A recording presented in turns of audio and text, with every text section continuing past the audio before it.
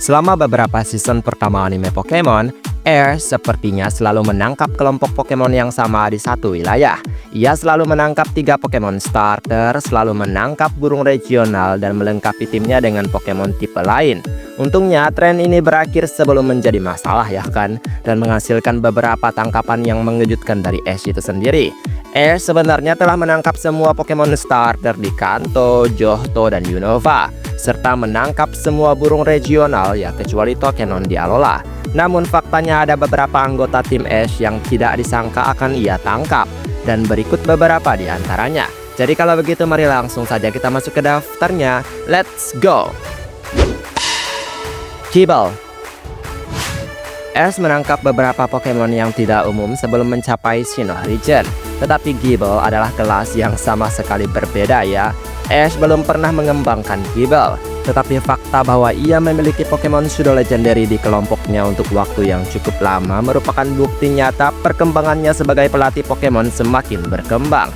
Gible menghabiskan sebagian besar waktunya di tim Ash, dan senang banget nih menempel pada Pokemon lain milik Ash dengan mulut raksasanya. Gible sendiri mendapatkan kesempatan untuk bersinar saat Ash berpartisipasi di Liga Pokemon Sinnoh.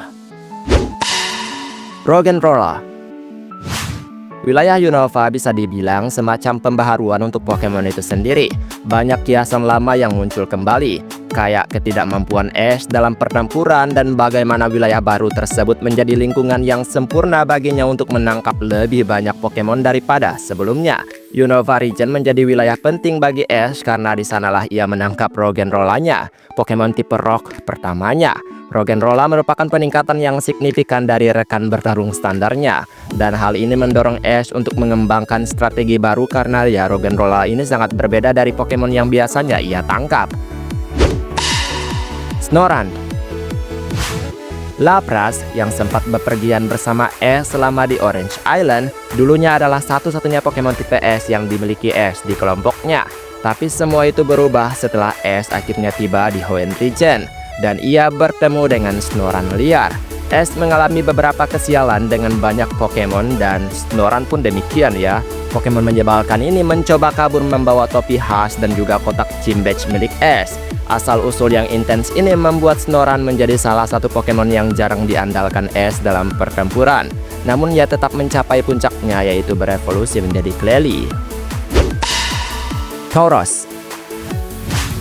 Saat mengunjungi Safari Zone, Ash membawa kabur sekawanan Pokemon Tauros yang bertipe normal. Meskipun banyak tangkapannya tidak disengaja ya, kawanan Tauros yang ditangkap Ash menjadi bahan tertawaan di episode tersebut.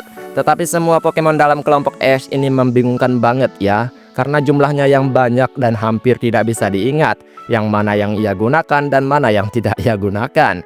Ash sudah seperti peternak sapi dan hanya memelihara para Taurosnya ini di lab Profesor Oak. Semua Taurosnya benar-benar definisi tangkapan Ash yang paling tidak terduga.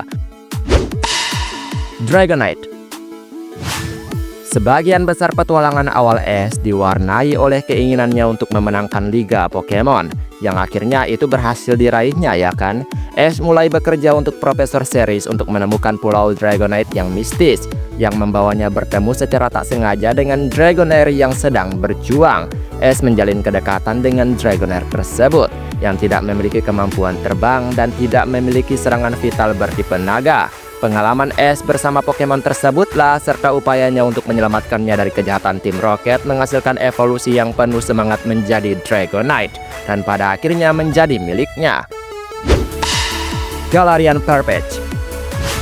Pokemon Journey memberikan kejutan bagi penontonnya ketika Ash juga mendapatkan versi baru dari Purpech. Ash beberapa kali menemukan Purpech dari Kanto ya, tapi ia tidak pernah berhasil menangkapnya. Namun di Journey, Ash berhasil menangkap Galarian Purpech. Galarian Purpech milik Ash memiliki kepribadian yang keras kepala, tapi orang-orang yang dipercayainya menjadi teman seumur hidup. Dinamika yang sangat manis terbentuk antara Purpech milik Ash dan juga Riolu, yang menjadi rekan tanding dan saling membantu untuk tumbuh lebih kuat hingga akhirnya berevolusi menjadi Sirfetch'd dan Lucario. Dracovish.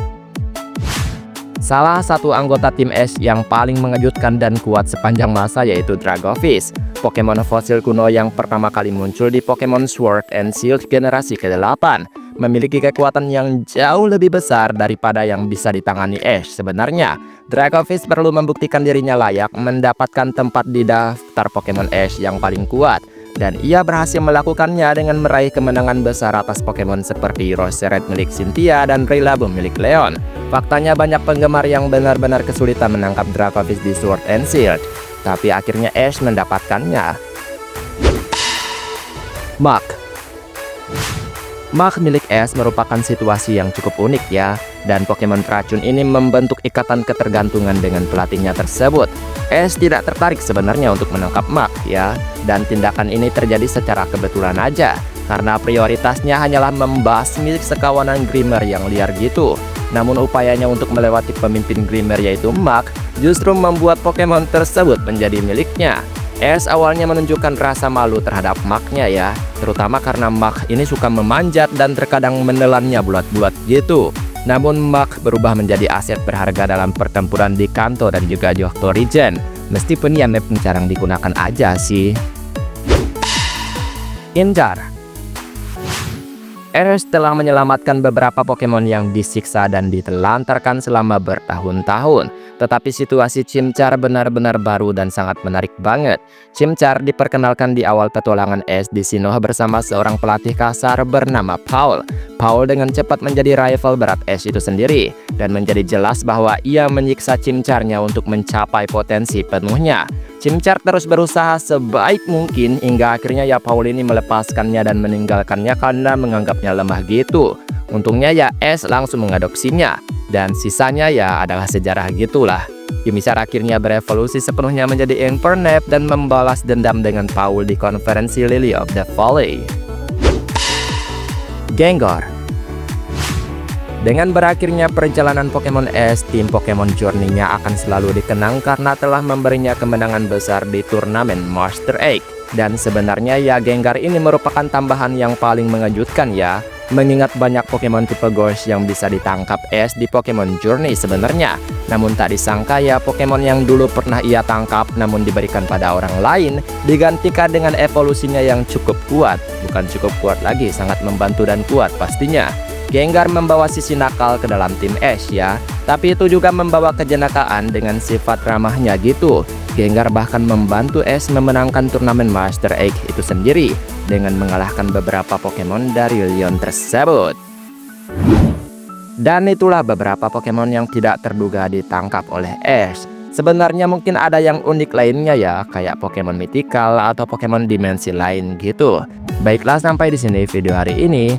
Maaf jika ada kesalahan kata atau mungkin ada kalimat yang kurang tepat, mohon bantu koreksi ya teman-teman.